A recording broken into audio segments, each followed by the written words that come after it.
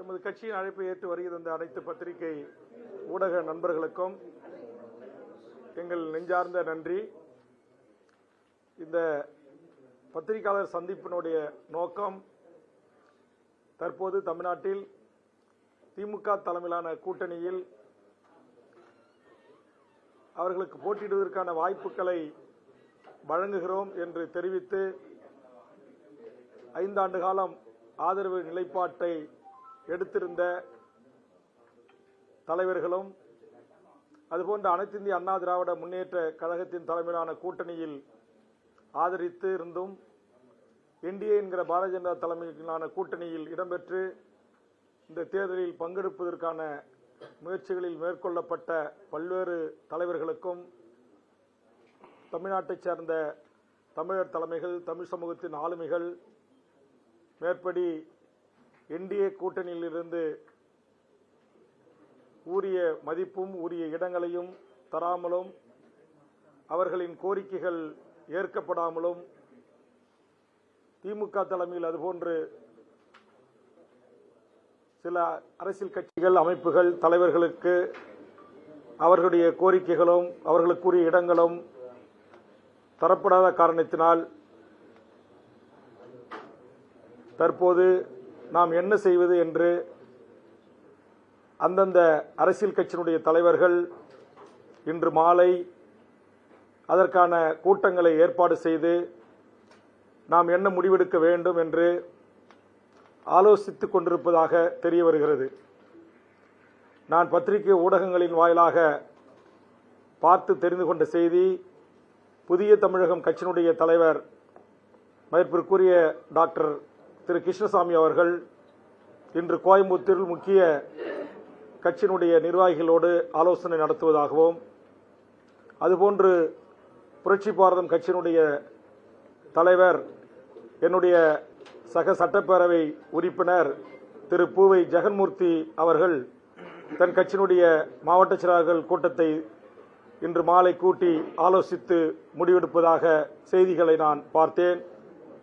அதுபோன்று கொங்கு இளைஞர் பேரவை கட்சியின் தலைவர் 2 முறை சட்டப்பேரவை உறுப்பினராக இருந்த என்னுடைய அருமை சகோதரர் திரு தனியரசு அவர்கள் தற்போது கட்சியின் முன்னணி நிர்வாகிகளோடு கலந்து ஆலோசனை செய்து கொண்டிருப்பதாக தெரிய வருகிறது.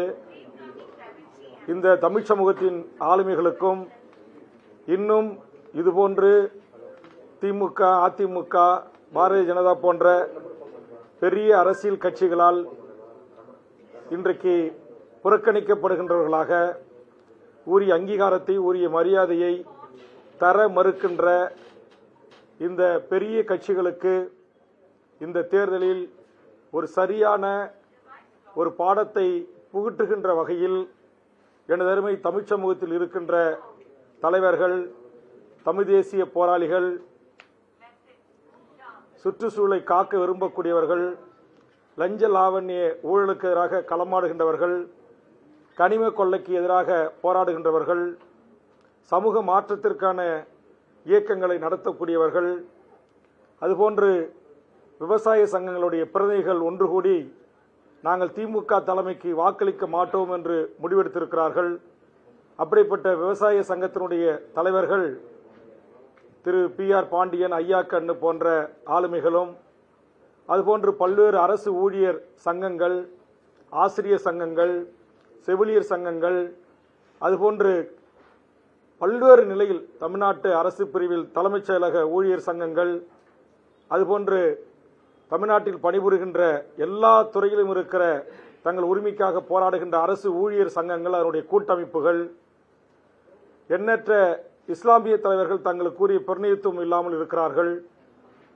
அதுபோன்று ஏற்கனவே நேற்றைய முன்தினம் இந்திய தேசிய லீக் கட்சியினுடைய தலைவர் திரு தடா ரஹீம் அவர்கள் தங்கள் கட்சியினுடைய தமிழ்நாடு முழுவதும் இருக்கின்ற மாவட்ட செயலாளர்களை கலந்து ஆலோசித்து இந்த தேர்தலில் தமிழக வாழ்வுரிமை கட்சியோடு சேர்ந்து பயணிப்பது என்று முடிவெடுத்து அதற்கான தீர்மானத்தை நிறைவேற்றி தந்திருக்கிறார்கள்.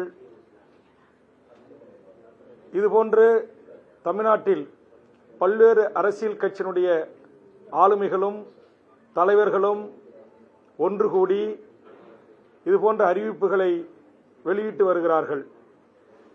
அந்த வகையில் இந்த ஊடக சந்திப்பாளர்களின் ஊடாக நான் இந்த அனைத்து தலைவர்களையும் வேண்டுவது, நாம் அனைவரும் ஒன்று சேர்ந்து அமர்ந்து பேசி ஒரு நல்ல முடிவை மேற்கொண்டு தமிழ்நாட்டில் தமிழ் சமூகத்தின் வாழ்வுரிமைக்காக போராடக்கூடிய, சமூக நீதிக்காக போராடக்கூடிய, சமத்துவத்திற்காக போராடக்கூடிய, இங்கு வாழ்கின்ற அனைத்து மக்களுக்குமான உரிய அரசியல் பிரதிநிதித்துவம், உதாரணத்திற்கு இஸ்லாமியர்களுக்கான சட்டப்பேரவை தேர்தலில் 7% இடங்களை வேண்டும் என்கிற இந்திய தேசிய லீக்கின் கோரிக்கையாக இருக்கலாம், திரு மருத்துவர் டாக்டர் கிருஷ்ணசாமி அவர்களின் பட்டியல் வெளியேற்றம் உள்ளிட்ட கோரிக்கையாக இருக்கலாம். அதுபோன்று பல்லாயிரக்கணக்கான அரசு ஊழியர்கள் பணியிடம் நிரப்பப்படாமல் இருப்பதை என்னோடு சேர்ந்து சட்டமன்றத்தில் வலியுறுத்தி வந்த பூவை ஜெகன்மூர்த்தி அவர்களின் கோரிக்கையாக இருக்கலாம். அதுபோன்று தமிழ்நாட்டில் இருக்கிற பல்வேறு இயக்கங்கள், அந்த இயக்கங்கள் கொங்கு வேட்டுவ கவுண்டர் முன்னேற்ற சங்கம் பல்வேறு கோரிக்கைகளை வைத்திருக்கிறது. ஜனநாயக புலிகள் கட்சி கொங்கு வேட்டு சங்க தலைவர் திரு முனுசாமி கவுண்டர் அவர்கள், அவர் நிறுவன தலைவர், அவர் தமிழக வாழ்வுரிமை கட்சியை ஆதரித்து என்னை சந்தித்து கடிதம் தந்திருக்கிறார். ஜனநாயக புலிகள் கட்சியினுடைய தலைவர் தோழர் தாயுமானவன் அவர்கள், வழக்கறிஞர், தமிழக வாழ்வுரிமை கட்சி ஆதரித்து கடிதம் தந்திருக்கிறார். அதுபோன்று திரு திராவிட மக்கள் புரட்சி இயக்கத்தின் தலைவர், போயர் மக்களுடைய தலைவர் திரு ஏ கே மூர்த்தி எம்பிஏ அவர்கள் தமிழக வாழ்வுரிமை கட்சி ஆதரித்திருக்கிறார்கள். அதுபோன்று திரு எழுச்சி தமிழர்கள் முன்னேற்ற கழகத்தின் தலைவர் திரு வெள்ளதுரை, நான் சொல்வதெல்லாம் தேர்தல் ஆணையத்தால் பதிவு செய்யப்பட்ட அரசியல் கட்சியினுடைய தலைவர்கள் திரு வெள்ளதுரை அவர்களும், அதுபோன்று மருதநாட்டு மக்கள் கட்சியினுடைய பிரமுகர்களும்,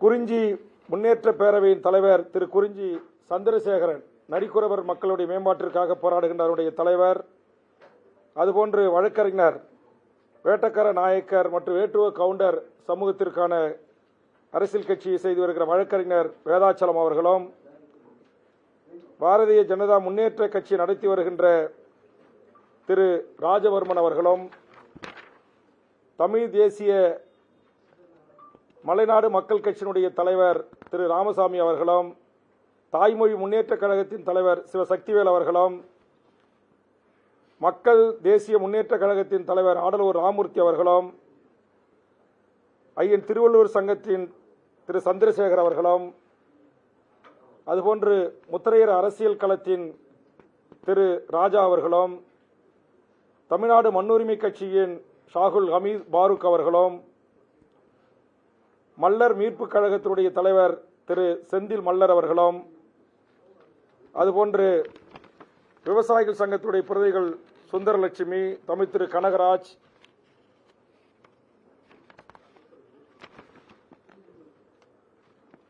அகில பாரத மக்கள் உரிமைகள் கட்சி திருமதி டாக்டர் தனலட்சுமி அவர்கள் மற்றும் இந்திய ஜனநாயக புலிகள் கட்சியினுடைய தலைவர் நடிகர் மன்சூர் அலிகான் அவர்களும், அம்பேத்கர் விடுதலை கழகத்தினுடைய தலைவர் சக்திவேல் அவர்களும், ஜனநாயக வெற்றி கழகம் தலைவர் வழக்கறிஞர் ஒயின் பாட்ஷா அவர்களும், திரு விஷ்ணு கணேசன் அவர்களும், இதுபோன்று பல்வேறு அமைப்பினுடைய தலைவர்கள், இன்னும் பல்வேறு அமைப்புகள் கட்சிகளுடைய தலைவர்கள், சமூக ஆர்வலர்கள், சமூக செயல்பாட்டாளர்கள், இதுவரையிலும் சுமார் 50க்கும் மேற்பட்ட அரசியல் பதிவு செய்யப்பட்ட அரசியல் கட்சிகள் தலைவர்கள், தமிழ் தேசிய அமைப்புகள், அதுபோன்று நம்முடைய புலவர் கலிபெருமாள் தமிழ் தேசிய போராளி விடுதலை படத்தின் கதாநாயகனாக வைத்து எடுக்கப்பட்ட ஐயா அவருடைய பெயர்த்தி திருமதி ஊர்முலா அவர்கள் தலைமையிலான தமிழ் தேசிய அமைப்புகளும், இன்னும் எண்ணற்ற, இப்போது கூட வெளியிலே வந்து ஒரு 5 தலைவர்கள் அமர்ந்திருக்கிறார்கள். அதை எடுத்துவாங்க. அந்த குளத்தூர் நீ கொடுத்தாங்க, அந்த ரெட்ரேட் கொடுங்க, இதுதான் கேட்குறேன். அதை எடுங்க. பேரு வழக்கறிஞர்ப்பா.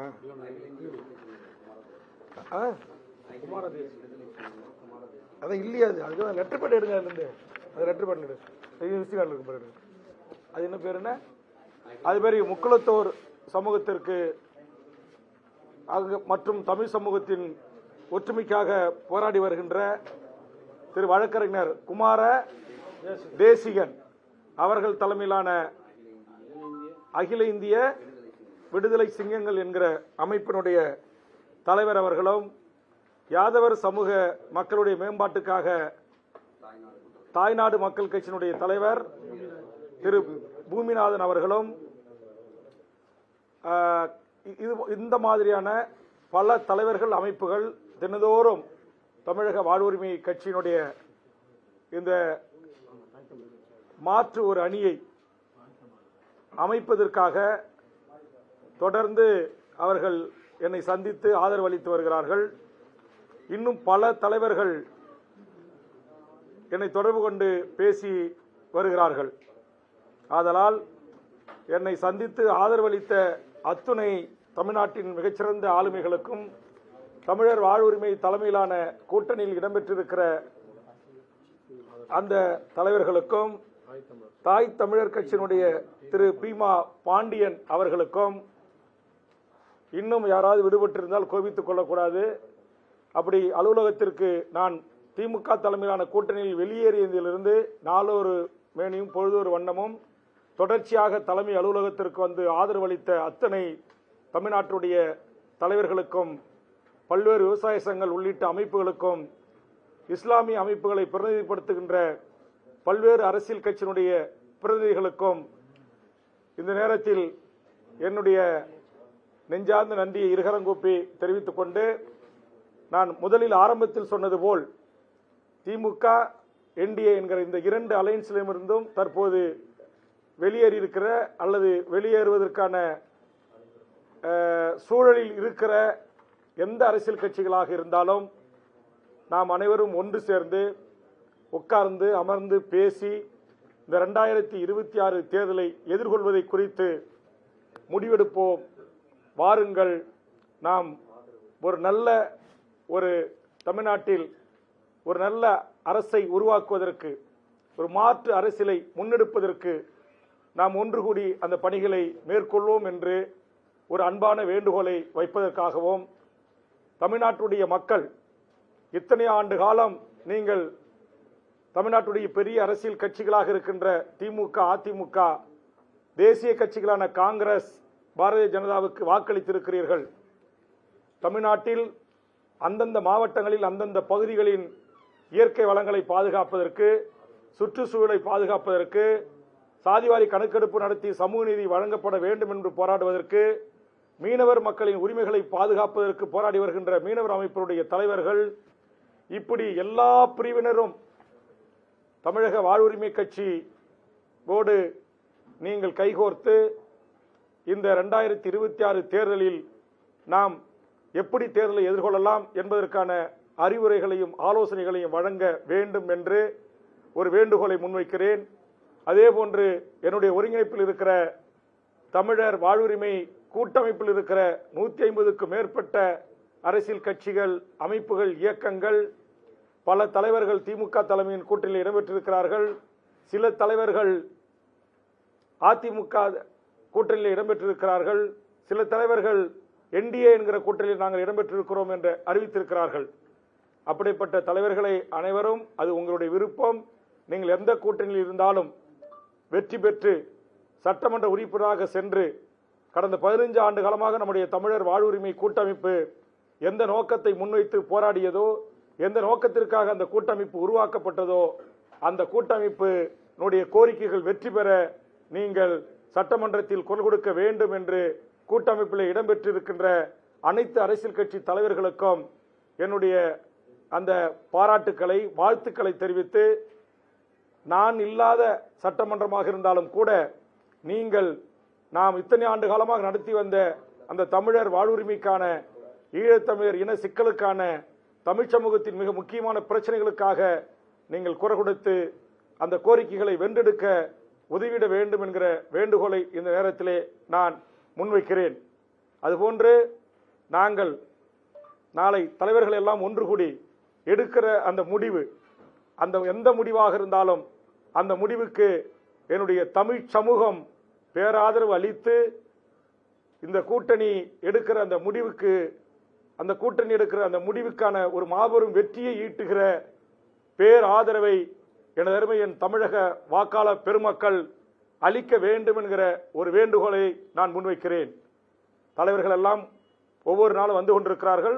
அவர்களோடு கலந்து பேசி நாங்கள் என்ன முடிவெடுப்பது என்பதை எடுத்து, என்ன முடிவு என்பதை எனது அருமை பத்திரிகை ஊடக நண்பர்களுக்கு விரைவில் நான் அறிவிப்பு செய்ய இருக்கிறேன் என்பதை இந்த நேரத்திலே தெரிவித்துக் கொள்கிறேன்.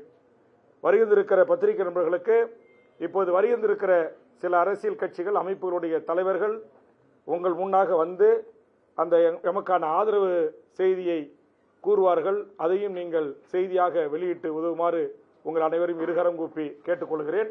அவர்கள் சொன்ன பிறகு நீங்கள் கேள்வி கேட்டீங்கன்னா நான் பதில் சொல்கிறேன். மிக்க நன்றி. கூப்பிடுங்க, அவங்க எல்லாரையும் கூப்பிடுங்க. நீங்கள் எல்லாரும் அப்படி பின்னாடி போயிடுங்க. அவங்க தலைவர்கள் மட்டும் வர சொல்லுங்க. வயிற்றுல டிஸ்டர்ப் பண்ணாமா? தடா ரஹீம் வந்துட்டாரா? அவருக்காக தான். ஆமா, ரஹீம் வருவாங்க. வழக்கறிஞர்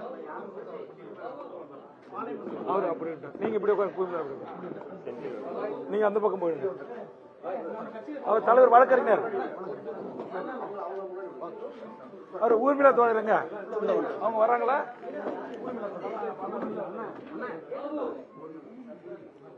சரி, இல்ல அவங்க அப்புறம் கூட பேசிக்கலாம். இல்லைன்னா அவங்க வராங்கன்னா வரட்டும்.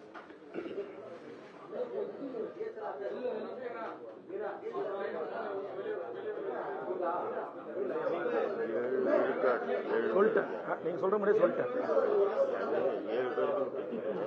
விழுக்காடு தான் சொல்லிட்டேன். இல்ல அது எல்லாமே வாங்க தோழர், உட்காருங்க. நீங்க பின்னாடி உட்காருங்க, அப்பதான் தெரியுங்க. ஒரு சேர் கொடுங்க. தம்பி ஒரு சேர் கொடுங்க. இல்ல முன்னாடி கூட அப்படியே உட்காருங்கம்மா. இந்த முன் வரிசையில விடுங்க. பெண்ணு வாங்க. இல்ல இல்ல இப்படி போடுங்க, அப்பதான் தெரியும். தெரிய மாட்டாங்களா? சரி, அப்ப பின்னாடி போடுங்க.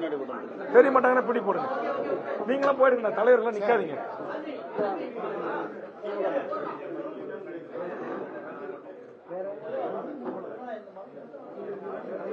தெரியுதா கரெக்டா? நல்லா ஃப்ரெண்ட் வாங்க. நீங்க அவங்க நிக்கிட்ட தோழமைகள் உட்காட்ட கூட வந்தாங்க. தோழர் பின்னாடி வந்து உட்காருங்க, அப்பதான் தெரியுங்க. சேர் எடுத்து போட்டுருங்க. மாவட்டம் நீங்களும் உட்காருங்க.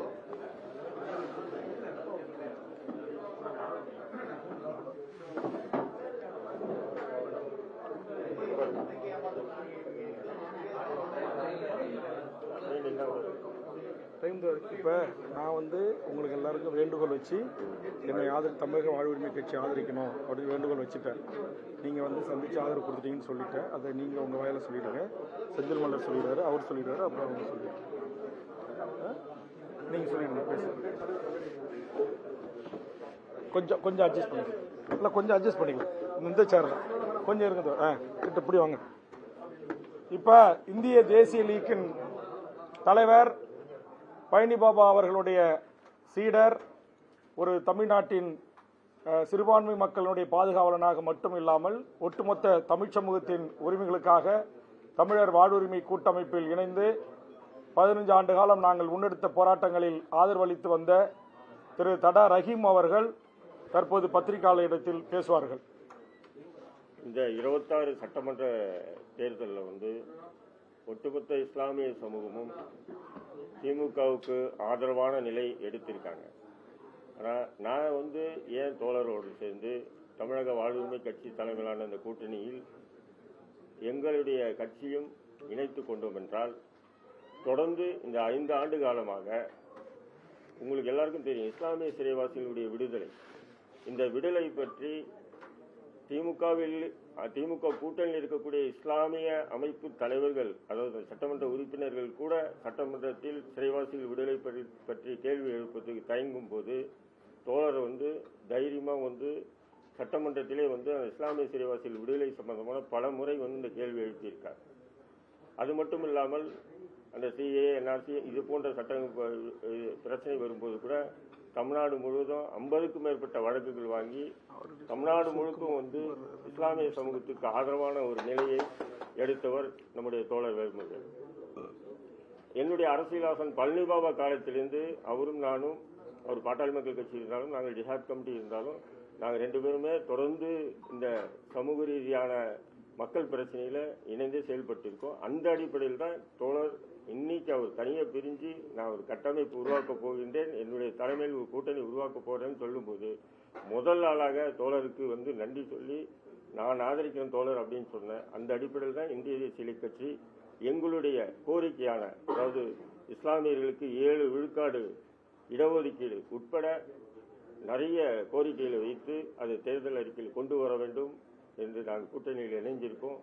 குறைஞ்சபட்சம் எங்களுடைய கட்சி சார்பாக எங்களுக்கு ஒரு 15 சட்டமன்ற உறுப்பினர் தொகுதி எங்களுக்கு ஒதுக்குங்கன்னு கேட்டிருக்கோம். நிச்சயம் அவர் பரிசீலிப்பார். அந்த அடிப்படையில் தான் நாங்கள் வந்து சேர்ந்திருக்கோம். இப்போ எல்லாரும் என்ன சொல்றாங்கன்னா, பாஜகவை எதிர்க்கணும், அதனால எல்லாரும் திமுகவுக்கு போங்கன்றாங்க. பாஜகவை உங்களை விட நான் எங்களை விட வேற யாரும் அவ்வளோ எதிர்க்க மாட்டோம், அவ்வளோ எதிர்த்துட்டு இருக்கோம்.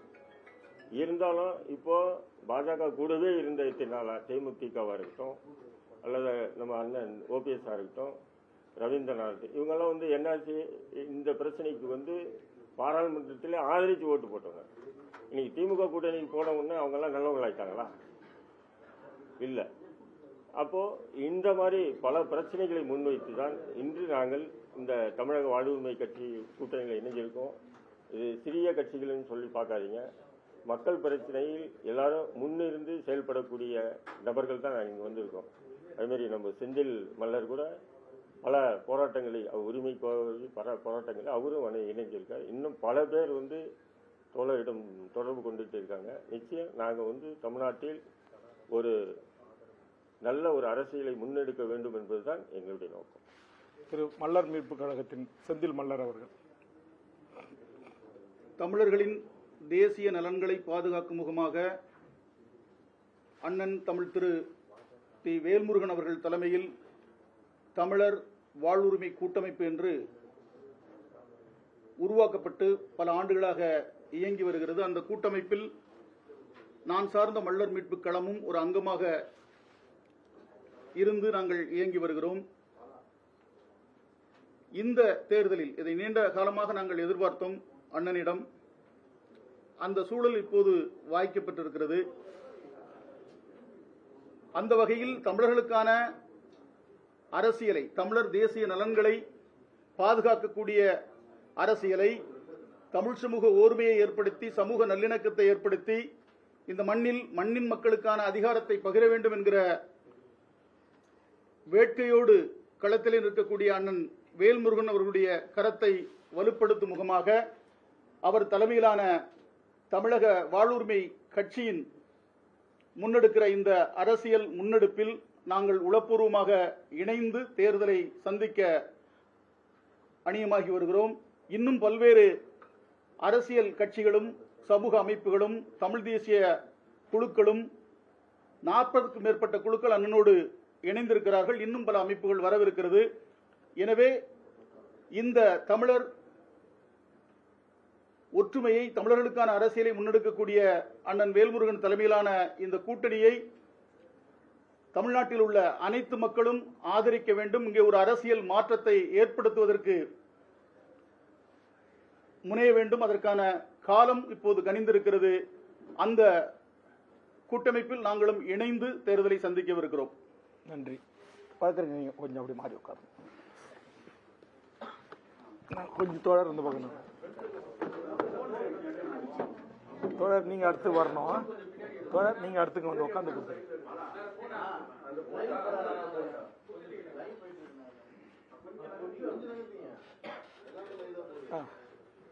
போராடு புரட்சி செய், தமிழர் அதிகாரத்தை கைப்பற்றுகின்ற கோட்பாட்டின் அடிப்படையில் அகில இந்திய விடுதலை சிங்கங்கள் என்ற கட்சியை கடந்த 3 ஆண்டுகளாக நடத்தி வருகின்றோம்.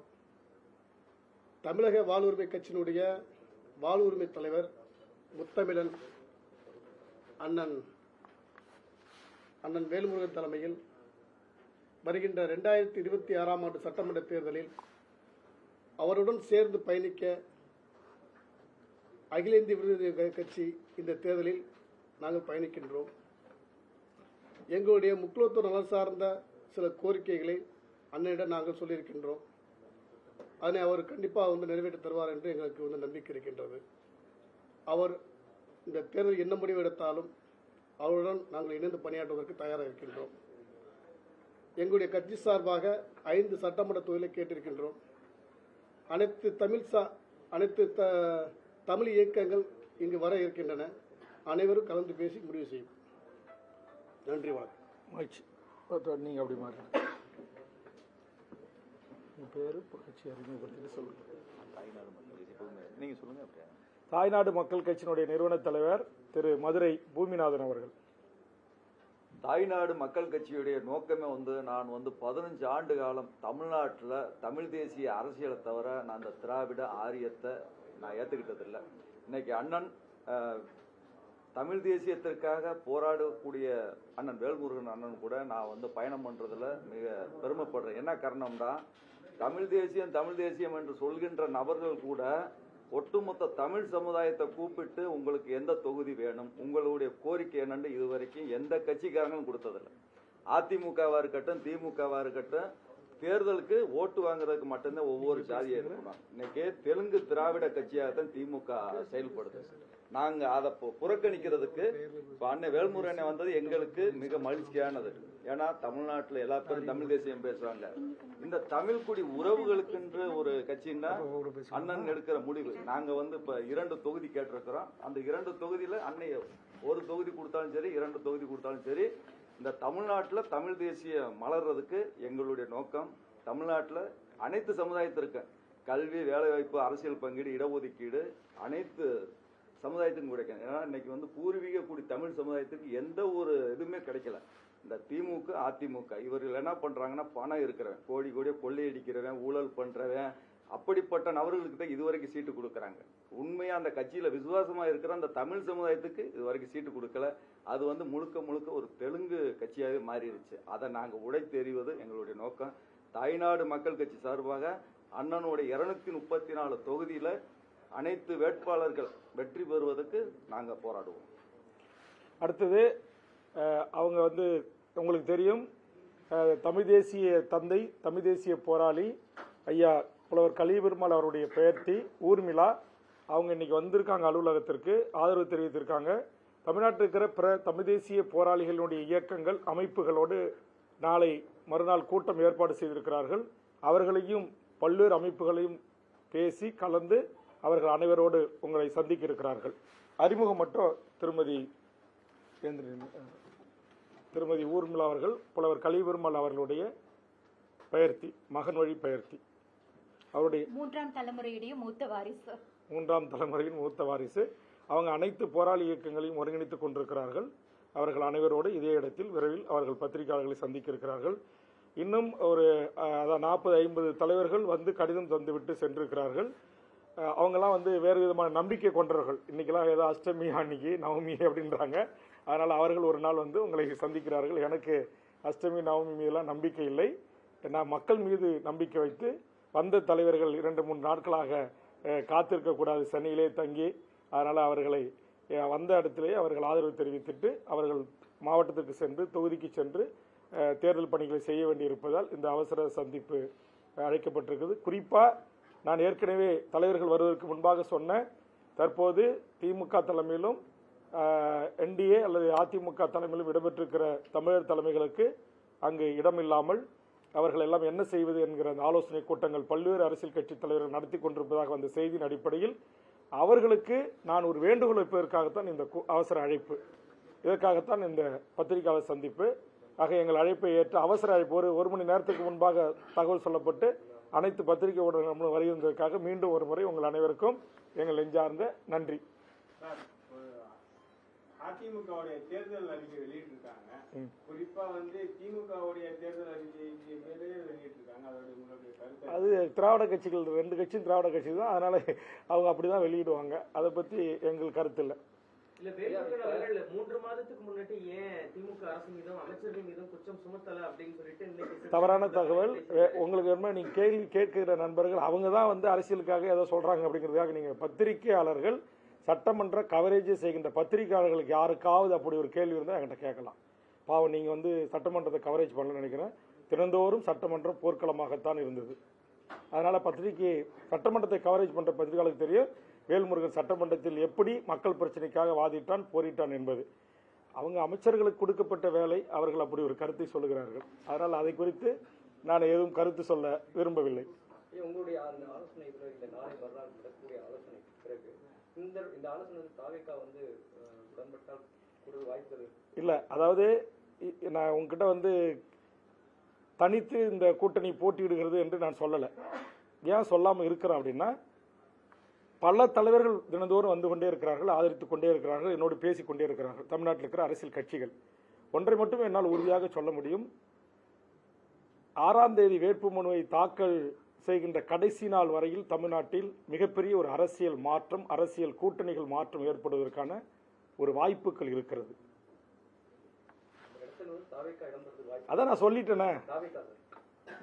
பாருங்க, வேல்முருகன் ஆகிய நான் தாவாக்கவோடு தனிப்பட்ட தமிழக வாழ்வுரிமை கட்சி கூட்டணி வைப்பதற்கு வாய்ப்புகள் இல்லை. அவர் இப்போதுதான் அரசியலுக்கு வந்திருக்கிறார்.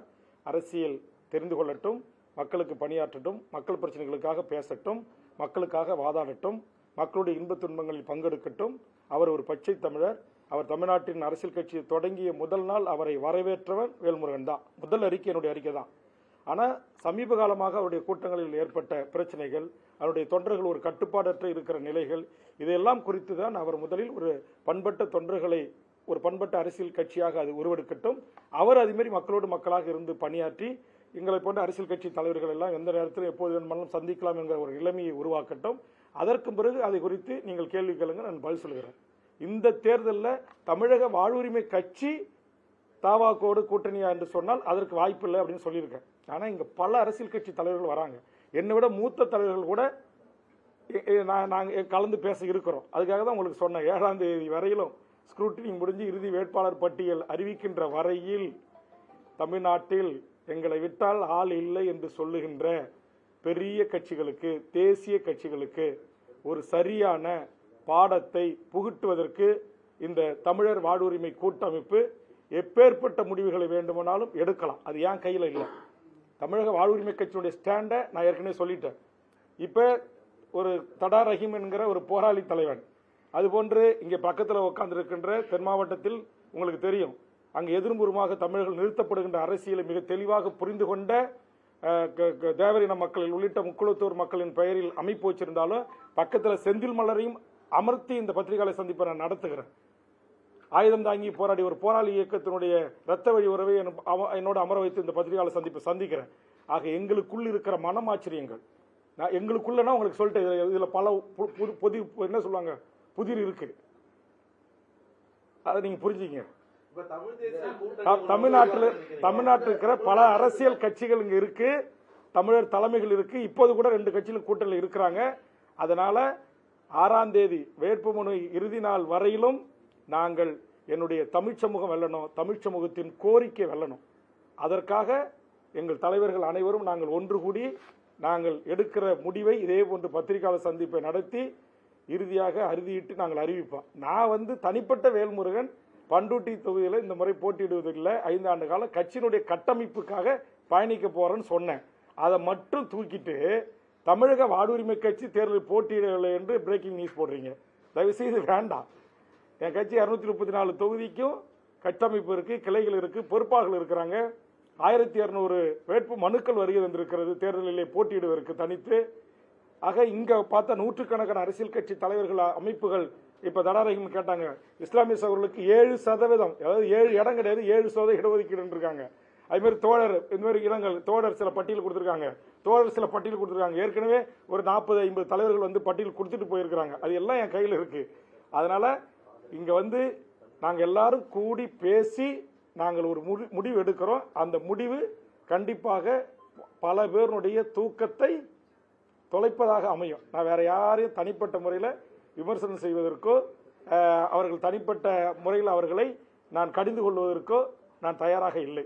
கேள்விகள் இருந்தால் நீங்கள் கேள்வி. உங்களுடைய கருத்து சீமானுடைய கருத்தும் ஒரே மாதிரியா இருக்கு. அவரு ஒருவேளை உங்களை வந்து ஆதரவு தெரிவிக்க கேட்டிருந்தாங்கன்னா நீங்க பண்ண முடியுமா உங்களால?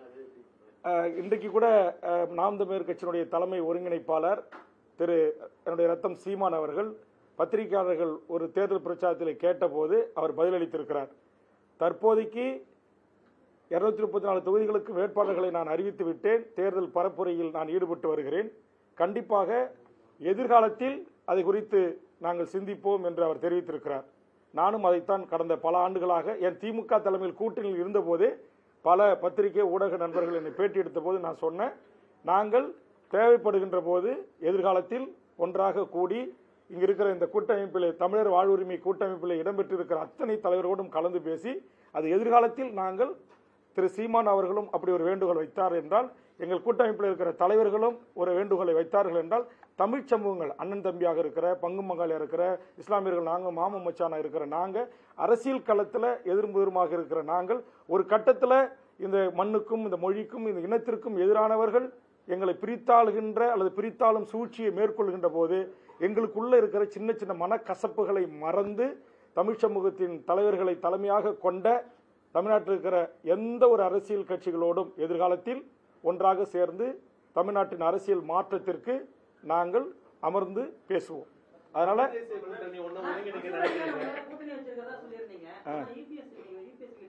இல்ல ஆதரவு கடிதம் கொடுத்துட்டு போயிருக்கிறார். ஆதரவு எனக்கு அது கூட்டணி வச்சிருந்தா நான் பக்கத்தில் கூட்டம் கூட்டணியே கிடையாது. அதான் சொல்லுவாங்களே, நான் எடுக்கிற அந்த கொள்கைக்கு தமிழ் தேசிய முடிவுக்கு அவர் ஆதரவு கடிதம் கொடுத்திருக்கிறார். அவர் என் கூட கூட்டணியில் இருந்தாருன்னா கண்டிப்பாக கூட்டம் உட்கார இது கூட கூட்டணி. இப்போ இவங்கெல்லாம் ஆதரவு கடிதம் கொடுத்துருக்காங்க. இன்னும் பல தலைவர்கள் பல இயக்கங்களை கூட்டு கலந்து பேசி ஒரு குறைந்தபட்ச செயல் திட்டம். ஏன்னா நான் வந்து திமுக விட்ட ஒரு குறைந்தபட்ச செயல் திட்டம் இல்லைன்னு கோச்சிக்கிட்டு வந்தேன். அப்போ இவர்கள் அனைவரிடத்திலும் கோரிக்கைகள் இருக்கிறது. அந்த அடிப்படையில் ஒரு பொது தேர்தல் அறிக்கையோ அல்லது குறைந்தபட்ச ஒரு செயல் திட்டத்தின் அடிப்படையிலோ நாங்கள் இப்போ கூட இதில் நான் நிறைய பேரை படிச்சல, இதில் வந்து நிறைய பேர் நான் எடுத்த இந்த முடிவுக்கு நீங்கள் வச்ச கோரிக்கைகளுக்கு ஆதரவு தெரிவிச்சிருக்காங்க. இவங்க எல்லாம் எங்களோட சேர்ந்து கூட்டணியா தேர்தலில் நாங்கள் போட்டியிடுவோமா என்பது வேறு. உங்களுக்கு அனைவருக்கும் தெரியும், நான் தமிழர் வாழ்வுரிமை கூட்டமைப்பு நடத்துகிறேன். பல மூத்த பத்திரிகையாளர்கள் தெரியும், 15 வருஷமா நடத்துகிறேன். அந்த கூட்டமைப்பில் இன்னைக்கு திமுகவில் இருக்கிற பெரும்பான்மையான தலைவர்கள் இருக்கிறாங்க, அதிமுகவில் இருக்கிற பெரும்பான்மை தலைவர்கள் என் கூட இருக்கிறாங்க. அது வந்து இஷ்யூ பேஸில் அந்த கூட்டமைப்பு ஒன்று கூட என்னால் ஒருங்கிணைக்க போகிறோம். அதே மாதிரி தான் இப்போ நான் இதை ஒருங்கிணைச்சிருக்கேன். இதில் பல தலைவர்கள் ஓட்டு அரசியல் விரும்பாத தலைவர்கள் இந்த கூட்டமைப்பில் இடம்பெற்றிருக்கிறாங்க. பல ஓட்டு அரசியல் விரும்பக்கூடிய தலைவர்கள் இடம்பெற்றிருக்கிறாங்க. ஓட்டு அரசியல் இடம்பெற்றிருக்கிற தலைவர்களுக்கு நாங்கள் என்ன முடிவு எடுக்கிறோமோ அந்த முடிவுக்கு இணங்க 234 தொகுதிகள் இருக்கிறது. இவர்கள் எல்லாம் அண்ணா நீங்கள் இன்னும் எத்தனை கட்சிகள்லாம் சேர்த்து ஒரு கூட்டணியாக நிற்கிறீங்களோ அதில் எங்களுக்கு உரிய பிரதிநிதித்துவம் கொடுங்க. நம்ம கொடுக்கறது நான் கொடுக்கறதில்ல, எல்லாத்தையும் நாங்கள் அப்படியே இப்போ கொண்டு வந்து பெரிய பெரிய பிளேட்டில் சாப்பாடு பரிமாற மாதிரி இந்த பொப்பே வைக்கிறோம்ல அதே மாதிரி வச்சுக்கிறோம். அவரவர்களுடைய பசி ஆறுவது போல் அவர்களுக்கு தேவையானதை எடுத்துக்கொள்ளலாம், பசியாறலாம். அப்படிப்பட்ட ஒரு கூட்டமைப்பை தான் வேல்முருகன் 15 ஆண்டுகளமாக நடத்தி வருகிறார். அதனுடைய தலைவர்கள் அதே மாதிரி மன்சூர் அலிகான் அந்த மாதிரி கூட்டமைப்பில் வந்து இடம்பெறும். உதாரணத்துக்கு இப்போ நம்முடைய சிவா திலீபன் இறந்து விட்டார், அங்கே எங்களுடைய கூட்டமைப்பு உள்ளிட்ட எல்லா தலைவர்களும் அங்கே வந்தாங்க. அதில் கூட மன்சூர் அலிகான் வந்து ஆதரித்து பேசினார். அதனால அவர் ஒரு நடிகர், அவருக்கு இடம் தருகிறோம் வாருங்கன்னு கூப்பிட்டுருக்கலாம், அல்லது கேம்பிங் வாங்கன்னு கூப்பிட்டுருக்கலாம். அதனால் அவருடைய பாப்புலாரிட்டியை பயன்படுத்துவதற்கு முயற்சிக்கலாம். எங்களுக்கு அதை பற்றி கவலை இல்லை. எங்களை அவர் மானசீகமாக நீங்கள் எடுத்த முடிவை அந்த கோரிக்கைகளை நாங்கள் ஆதரிக்கிறேன்னு ஒரு ஆதரவு கடிதம் வந்து என்னை சந்திச்சு 2 முறை என்னை வந்து சந்திச்சு கொடுத்துட்டு போயிருக்கிறார். தமிழ் தேசிய கூட்டமைப்பு உருவாக்குறீங்க. இந்த தமிழ் தேசிய கூட்டமைப்பு வந்து எவ்வளவு காலம் நகர்த்துவீங்க? இது எதற்கு எதிரான அரசியல், திராவிடத்திற்கு எதிரான அரசியல் நீங்களும் முன்னெடுத்து போறீங்களா? இல்லை, என்னை பொறுத்தவரை இந்த மண்ணில் வாழ்கின்ற தாய்மொழி தமிழாக கொண்ட தமிழர்களும் பன்னெடும் காலமாக மொழிவழி சிறுபான்மை மக்களாக இருக்கிற பிரிதொரு மொழி பேசக்கூடிய எவராக இருந்தாலும் அவரவர்களின் வாழ்வுரிமையை பாதுகாப்பதும் தமிழக வாழ்வுரிமை கட்சியினுடைய பிரதான கொள்கையாக இருக்கிறது. அதேமாதிரி தமிழர் வாழ்வுரிமை கூட்டமைப்பு என்ன சொல்லுகிறது என்று சொன்னால், இந்த மண்ணில் வாழ்கின்ற எந்த ஒரு மொழிவழி மக்களையும் நாங்கள் எதிரியாக பார்க்கல. ஆனால் அதே நேரத்தில் அவர்களுக்குரிய பிரதிநிதித்துவத்துடன் இந்த நாட்டுடைய அமைச்சரவை அமையணும், சட்டமன்றங்கள் அமையணும், நாடாளுமன்றங்கள் அமையணும். அவர்களுக்குரிய பிரதிநிதித்துவத்துடன் இங்கு அவர்களுக்கான வேலை வாய்ப்பு உறுதி செய்யப்படணும். ஒரு 100 வேலை இருக்குன்னா ஒரு சிறுபான்மை மொழி பேசக்கூடிய சிறுபான்மைன்னா உயர் சாதி மக்கள் ஒரு 90 இடங்களை எடுத்துக்கொள்வதும், இந்த நாட்டில் இருக்கிற மீதி 90% மக்களுக்கு 10% இடத்தை கொடுப்பதும் ஏற்புடையது அல்ல. அதனால இங்க மொழிவழி மக்களாக இருக்கிற தாய்மொழி தெலுங்காக கொண்ட ஒக்கிலிக்கராக இருக்கலாம், தெலுங்கு தாய்மொழியாக கொண்ட மக்களாக இருக்கலாம், அதே போன்று சௌராஷ்டிர பேசுகிற மக்களாக இருக்கலாம், மொழி வழி சிறுபான்மை மலையாளிகளாக இருக்கலாம், கன்னடர்களாக இருக்கலாம், எல்லாரையும் நாங்கள் இந்த மண்ணில் வாழக்கூடிய எங்கள் சகோதரர்களாகத்தான் நாங்கள் பார்க்கிறோம். அவர்கள் மீது எங்களுக்கு எந்த வெறுப்பும் கிடையாது. அவர்களுக்குரிய பிரதிநிதித்துவம் என்ன, அவர்களுக்குரிய என்ன இடஒதுக்கீடு, அதை நாங்கள் பெற்றுத் தருவதற்கு, அரசியல் அதிகாரம் தருவதற்கு, அரசியல் பிரதிநிதித்துவம் தருவதற்கு தமிழக வாழ்வுரிமை கட்சி தொடர்ந்து போராடி வருகிறது. இதையெல்லாம் தெரிந்து கொண்டுதான் நான் சொன்ன பல்வேறு மொழி வழி தேசிய இனங்கள் எங்களை ஆதரித்திருக்கிறது. அதனால என்னை பொறுத்தவரையில் தமிழ்நாட்டில் வாழ்கிற எந்த ஒரு இனக்குழுக்களுக்கும் நாங்கள் எதிரானவர்கள் அல்ல. இங்கு வாழ்கிற எங்கள் இனக்குழுக்களுக்கு ஏற்றவாறு எங்களுக்கு கல்வி கொடுங்க, வேலைவாய்ப்பு கொடுங்க, எம்எல்ஏ இடங்களை கொடுங்க, எங்களுக்கு எம்பிக்கான பிரதிநிதித்துவம் கொடுங்க அப்படின்றோம். இந்த நாட்டில் பெரும்பான்மை தமிழ் சமூகமா இருக்கு. இந்த 2 பெரிய கட்சிகளும் பல பெரும்பான்மை தமிழ் சமூகங்களுக்கு 75 ஆண்டுகால சுதந்திர இந்தியாவில் ராஜ்யசபா சீட்டே தரல. என்னை பார்த்து சந்தித்த தலைவர்கள்லாம் சொன்னாங்க, போயர்னு நினைக்கிறேன், சேலத்துக்கு மருகையில் மூர்த்தி, இது வரைக்கும் அந்த கட்சி அந்த சமூகத்திலிருந்து ஒருவர் கூட ஒரு வார்டு கவுன்சிலர் கூட ஆகலையா. எவ்வளவு பெரிய கொடுமை. பல சமூகங்கள்ல இருந்து ஒருத்தர் கூட இன்னும் எம்எல்ஏ ஆகலையா. எம்பி எல்லாம் கனவே காண முடியாது நாங்கன்றாங்க. அப்ப இது போன்று இந்த மண்ணில் வாழ்கின்ற அனைத்து மக்களுக்குமான ஒரு அரசியல் பிரதிநிதித்துவத்தை உறுதி செய்கின்ற ஒரு உயரிய நோக்கத்தோடு தமிழக வாழ்வுரிமை கட்சியும் தமிழர் வாழ்வுரிமை கூட்டணியும் கண்டிப்பாக அதற்கான முயற்சிகளை மேற்கொள்ளும். ஒரு ரூபா கேளுங்க கொடுங்க, ஒரு நடிகை சும்மா ஒரு ஏங்க நீங்க ஒரு காமெடி நடிகரை பத்தி திருப்பி திருப்பி கேட்டுட்டு இருக்கீங்க, எவ்வளவு முக்கியத்துவம். 2026க்கான அந்த திமுகவிற்கும் மற்றும் பாஜக முக்கியமான கட்சிகளுக்கு ஒரு டக் கொடுக்க வாய்ப்பு இருக்கு இந்த 2026 நான் இப்ப எங்களை வச்சு மட்டும் நீங்க அந்த கேள்விக்கு என்னால பதில் சொல்ல முடியாது. நான் தான் சொல்றேனே, நீங்க கொஞ்ச நாள் அதாவது நீங்க 6ஆம் தேதிக்குள்ள தமிழ்நாட்டில் பல்வேறு விதமான அணி மாறல்களும் கூட்டமைப்புகளும் உருவாகி இருக்கிறது.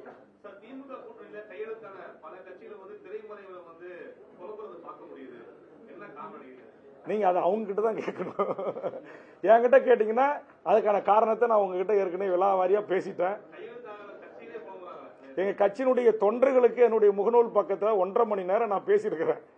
அதில் வெட்டி ஒட்டி செய்தி போடுறாங்க. நான் திரும்ப உங்ககிட்ட கையெடுத்து கும்பிட்டு நான் சொல்றேன், அது என் சொந்த முகநூல் பக்கம். அதுல என் கட்சி தொண்டர்களுக்கு சில வேண்டுகோள் வைத்து பேசுறேன். அதை முழுசா கேட்காம வேல்முருகன் உடனே புறக்கணிச்சிட்டாரு, வேல்முருகன் சோர்வடைந்து விட்டார், வேல்முருகன் சோகமாகி விட்டார், வேல்முருகன் சோகமாடுற ஆளா வேல்முருகன் சொல்லுங்க. அதனால இன்னைக்கு கூட ஒரு அமைச்சர் நான் உண்மைக்கு மாறா பேசுறேன் அப்படின்னு இருக்கிறார். அது உண்மைக்கு மாறா பேசிருக்கிறேன்னா அது உண்மையா என்பதற்கான அத்தனை சாட்சிகளும் சந்தர்ப்பங்களும் ஆவணங்களும் என்கிட்ட இருக்கு. அதனால அதுக்கான காலம் நேரம் வருகின்ற போது கண்டிப்பா எது உண்மை, எது பொய், எது அரசியலுக்காக பேசப்படுகிறது, எது சீட்டுக்காக பேசப்படுகிறது என்பதெல்லாம் மக்களுக்கு தெரிய வரும். அப்போது மக்கள் அதற்குரிய மதிப்பளிப்பார்கள். அதற்குரிய மதிப்பளித்து மாண்போடு எங்களை நடத்துவார் என்கிற ஒரு மாறாத நம்பிக்கை எனக்கு இருக்கிறது.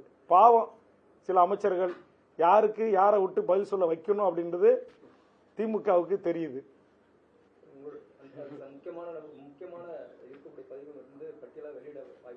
என்னது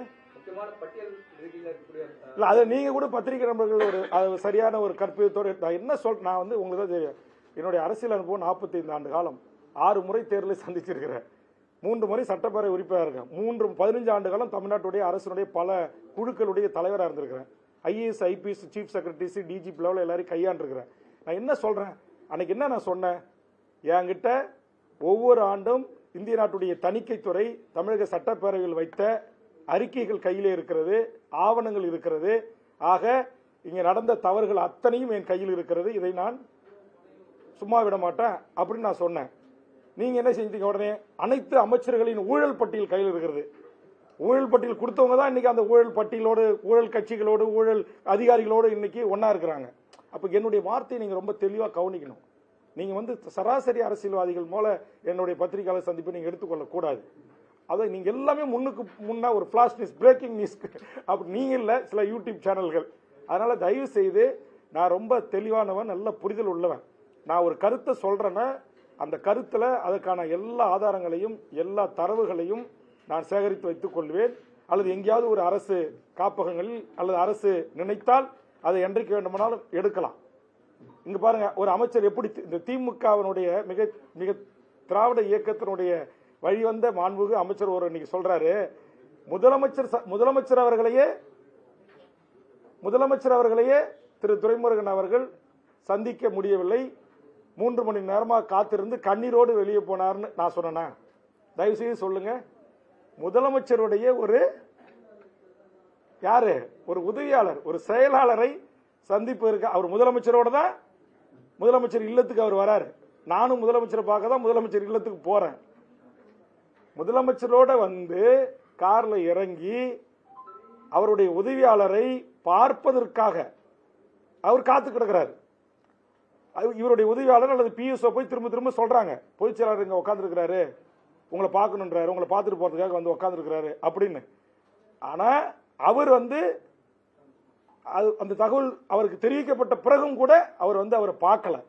அதனால நான் கிளியர் கட்டா நான் சொன்னேன், இவர் தான் பொதுச் செயலாளர், இவங்க 2 பேரும் தான் அண்ணா அறிவாலயத்தில் அறையில இப்படி பக்கத்தில் உட்காந்துருக்காங்க, இப்படி பக்கத்தில் உட்காந்துருக்காங்க. ஆனா அந்த பொதுச் செயலாளராக இருக்கிற திரு துரைமுருகனுக்கு என்ன அதிகாரம் இருக்கிறது, அவருக்கு என்ன திமுகவில் எவ்வாறு மதிப்பளிக்கப்படுகிறது என்று நீங்கள் எழுப்பி ஒரு கேள்விக்கு பதிலளிக்கிற வகையில் நான் அந்த கருத்தை சொன்னேன்.